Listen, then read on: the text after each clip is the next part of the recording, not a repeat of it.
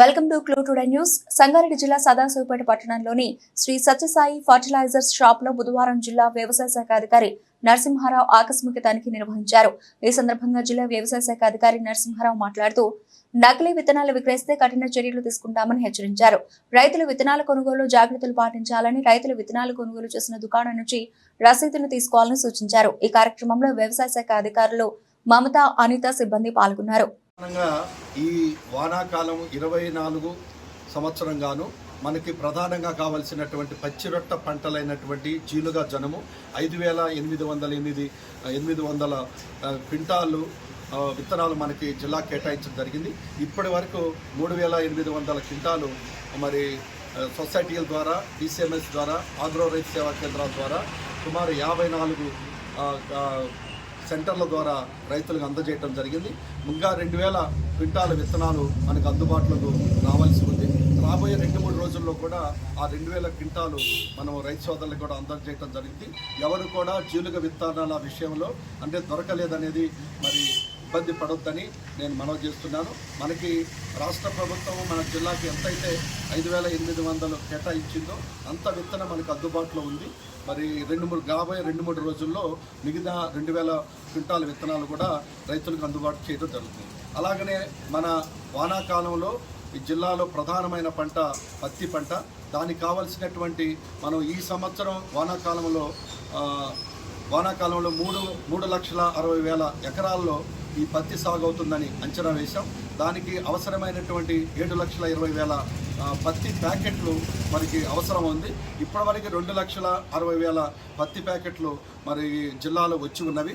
రైతులు కూడా 1,60,000 ప్యాకెట్ల వరకు ఇప్పటి వరకు కొనుగోలు చేశారు. ఇక రాబోయే రోజుల్లో అవసరమైన మిగిలిన పత్తి ప్యాకెట్లు కూడా మనకి ఆది కొత్త విత్తన డీలర్ల దగ్గరికి రావడానికి అవకాశం ఉంది. కాబట్టి వారి దగ్గర కొనుగోలు చేసేటప్పుడు ఆది కొత్త విత్తన డీలర్ల దగ్గరే మీరు పత్తి విత్తనాలు కొనుగోలు చేయాలి. తప్పనిసరిగా రసీదు బిల్లు తీసుకోవాలి.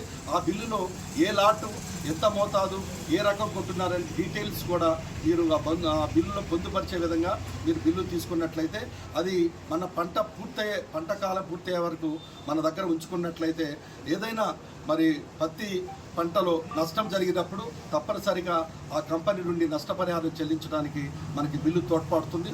లేదా కన్జ్యూమర్ ఫోరంలో కూడా వేసి నష్టపరిహారం తీసుకోవడానికి అవకాశం ఉంటుంది. కాబట్టి రైతు సోదరులు పత్తి విషయంలో తప్పనిసరిగా బిల్లు తీసుకోవాలి.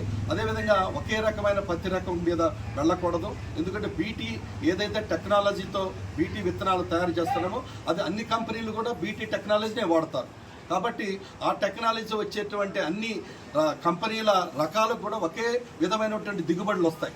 కొద్ది కుడి ఎడమ అంతే తప్ప పెద్ద వేరియేషన్ మార్పులతోటి అధిక దిగుబడులు వచ్చే అవకాశాలు ఉండవు. కాబట్టి మనము అలాగా ఒకే రకం మీదగా చేసినట్టయితే డిమాండ్ అవ్వడానికి అవకాశం లేకుండా రైతు సోదరులందరూ కూడా ఇది 4 రకాలను కూడా తీసుకొని వాడాలని నేను కోరుతా ఉన్నాను. ఎక్కడైనా డీలర్లు అధిక ధరలకు అమ్మిన తర్వాత ఒకే రకములో డిమాండ్ని చేసి దానికి ఎక్కువ ధర పలికి మీకు అమ్ముతున్నా అది మా దృష్టికి, వ్యవసాయ అధికారుల దృష్టికి తీసుకున్నట్లయితే వారి మీద చట్టపరమైన చర్య తీసుకొని వారి యొక్క విత్తన లైసెన్స్ను కూడా క్యాన్సిల్ చేయడం జరుగుతుంది. కాబట్టి రైతు సోదరులు ఈ యొక్క విషయాన్ని గ్రహించవలసిందిగా కోరుతున్నాను. దాంట్లో ఏం చేస్తాం, లాట్ నెంబర్ కూడా రాయించుకోవాలి. జనరల్గా అడావుడిగా తీసుకుంటాం. ఈ అమ్మిన దానికి లాట్ నెంబర్, ఆ లాట్ నెంబర్ కూడా రాసుకొని పెట్టుకోవాలి. తర్వాత కొంతమంది మీ అమ్మేది కాదు, అందరూ సదానందం అంటే అందరూ సదానందం వెనకాల పడుతున్నారు. అంతా పడకూడదు. సదానందం వెయ్యి, నీకు 10 ప్యాకెట్లు కావాలంటే 3-4 తీసుకో, 2-3 మిగతా రకాలు మిగతా తీసుకోవాలి. ఒకే సదానందం మీద కొంత ఏమవుతుందంటే వాడు అక్కడోడికి తయారు చేయటం ఒక ఇబ్బంది అయ్యి ఏదేదో విత్తనాలు కలుగుతాడు. అంటే నేను మన జిల్లాలో తెలివిగా రైతులందరూ మంచిగా చేస్తున్నారు. కొన్ని జిల్లాల్లో ఒక రకం అంటే అదే రకం అయిపోతున్నారు. అది మంచి పద్ధతి కాదు. 4 రకాలు వేసుకుని చేస్తే ఎందుకు 4 రకాలు వేయాలంటే అందుకు కలిస్తే బీటీ అంటారు. బీటీ టెక్నాలజీ అది ఒకటే. కాబట్టి ఒక కింట అరకింట అటు ఇటు తేడా ఉంటుంది. నువ్వు మంచిగా యాజమాన్యం చేస్తే సరైన సమయంలో ఎరువులు వేసి పురుగు మందులు కనుక చదివితే మంచిగా వస్తుంది దిగుబడి. అంతే తప్ప టెక్నాలజీ ఇది కాదు. ఇంకా అన్ని రకాల్లో కూడా టెక్నాలజీ ఒకటే.